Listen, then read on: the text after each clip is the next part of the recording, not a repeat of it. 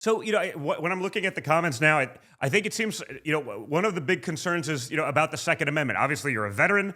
You've served, you understand that. And lately, I've seen you actually hanging out with some of my buddies, over at Sons of Liberty Gun Works. I know I do stuff with them with my sort of outdoor publication and my crazy other lives.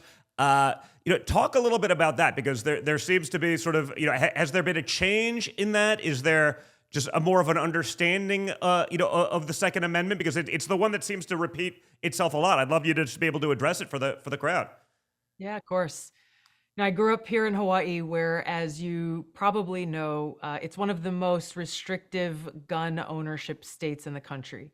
I certainly didn't grow up in any kind of gun culture or things like some of my friends and your friends, or they grew up around guns ever since they were kids. I probably shot a pistol with my dad a couple of times and didn't touch a rifle until I joined the military.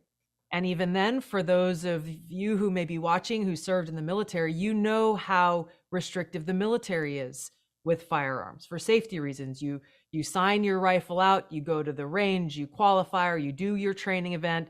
Every single bullet is accounted for. Every single rifle is carefully accounted for. And of course, it's locked up at the end of the day.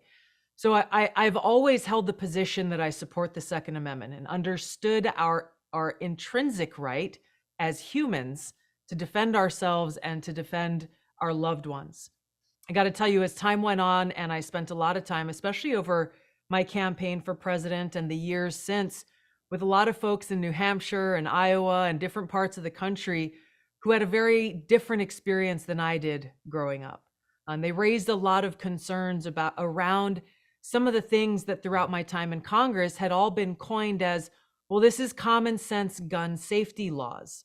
This is well-intentioned in order to try to make sure that our communities are safe. Yeah. That's a pretty compelling argument. But as with many things in Washington, as you know well, once you start peeling back the surface, you can understand that for a lot of folks who are using those words, they don't have good intentions at all. Their real objective is to try to get rid of the Second Amendment and take away our right to own firearms and our right to defend ourselves.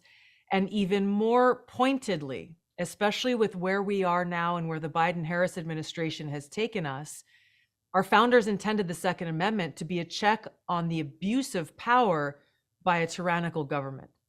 And when you look back at the things that started to roll out throughout COVID, when you look at what the Biden-Harris administration has done, where they're using the power of our law enforcement, the county, state, and federal level in different ways, using the power of the Department of Justice, the power of the national security state against American citizens. You had that clip of Representative Adam Schiff there in your opening, one of the biggest offenders of this, where they have no issue using the secret FISA court to surveil Americans illegally without a warrant.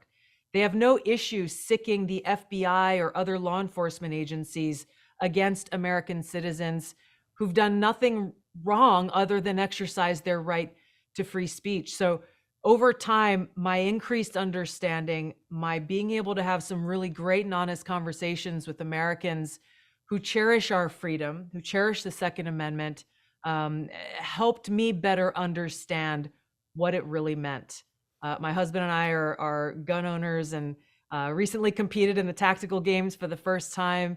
I appreciate and respect every American's right to own a gun or not to own a gun.